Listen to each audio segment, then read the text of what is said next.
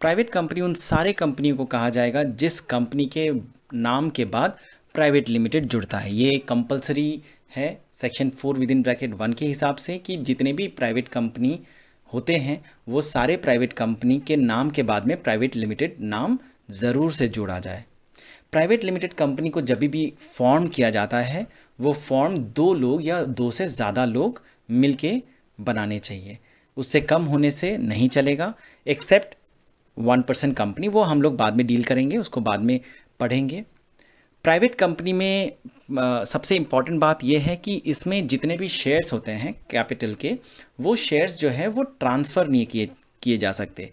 मतलब if you form a private company, वो private company के शेयर्स आप ही के नाम पे रहेंगे, वो आप ट्रांसफ़र नहीं कर सकते। जिस तरह से पब्लिक लिमिटेड कंपनी के शेयर्स जो है वो ट्रांसफ़र हो सकते हैं एक आदमी से दूसरे आदमी के नाम पे, दूसरे से तीसरे के नाम में, इस तरह से प्राइवेट कंपनी में नहीं हो सकता। प्राइवेट कंपनी के जो नंबर ऑफ़ मेंबर्स है उसमें लिमिट कर दिया गया है कि 200 से ज़्यादा नंबर के लोग आप नहीं कर सकते, नहीं रख सकते। 1% कंपनी के केस में नंबर ऑफ मेंबर जो है वो मैक्सिमम 1 किया गया है, ठीक है, इसीलिए उसका नाम भी 1% कंपनी है, और बाद में हम लोग वापस से डिटेल में पढ़ेंगे उसके बारे में।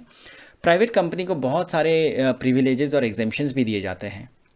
प्राइवेट कंपनी कभी भी पब्लिक से पैसे नहीं मांग सकती। जिस तरह से पब्लिक कंपनी को जब भी पैसे की ज़रूरत पड़ती है वो पब्लिक को अप्रोच करती है, पब्लिक को अप्रोच करती है थ्रू ब्रोकर्स, मतलब बैंक्स वगैरह को वो बताती है, न्यूज़पेपर में ऐड देती है कि उसे पैसों की ज़रूरत है, वो स्टॉक एक्सचेंज में अपने शेयर्स को वापस से इशू कर रही है। जिन लोगों को भी इंटरेस्टेड है they can approach the way they want it to be, मतलब जिस तरह से न्यूज़पेपर के ऐड में दिया हुआ है कि आपको अगर कंपनी के शेयर्स खरीदने हैं तो आपको किस तरह से अप्रोच करना है, तो उस अप्रोच के द्वारा आप कंपनी के शेयर्स को परचेज कर सकते हैं। And by that way the company will receive the required amount of capital and they can raise the required amount of capital from the market. So let us summarize the meaning of private company one more time. So one more time let us see कि क्या है private company. So private company when it is created it has to be created for a lawful purpose. मतलब lawful purpose के लिए बनना चाहिए, illegal कामों के लिए you cannot create a company. अगर आप इलीगल काम के लिए कंपनी बनाएंगे तो फिर पुलिस पकड़ के लेके जाएगी। जो भी है आगे बढ़ते हैं। सो लॉफुल पर्पस के लिए 2 लोग मिनिमम चाहिए, 2 लोग या उससे ज़्यादा होने चाहिए प्राइवेट कंपनी बनाने के लिए। 2 डायरेक्टर आपको रखने ही पड़ेंगे, एक डायरेक्टर से नहीं चलेगा बात। You have to have 2 directors in case of private company. Private company जब भी बनती है उसके नाम के बाद प्राइवेट लिमिटेड नाम ज़रूर जोड़ना है।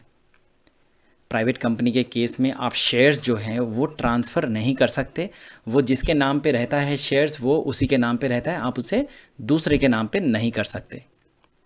प्राइवेट कंपनी के केस में मैक्सिमम नंबर ऑफ़ मेंबर्स जो हैं वो 200 हैं, मतलब you can not cross the number of members above 200। In case of 1% company the maximum number of members can be is 1 only, इसीलिए उसका नाम भी 1% कंपनी है।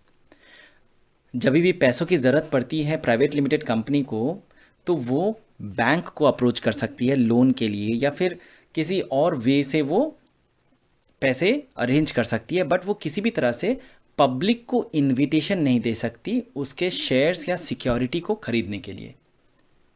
जैसे पब्लिक लिमिटेड कंपनी में क्या होता है, पब्लिक लिमिटेड कंपनी में जब भी उन्हें पैसों की ज़रूरत पड़ती है they can approach public and they can ask for funds in the form of investment from public. So public can buy shares, debentures or any securities which is issued in the market by a public company. But in case of private company, they are prohibited in doing so. So they cannot invite the public to subscribe for any securities of the company.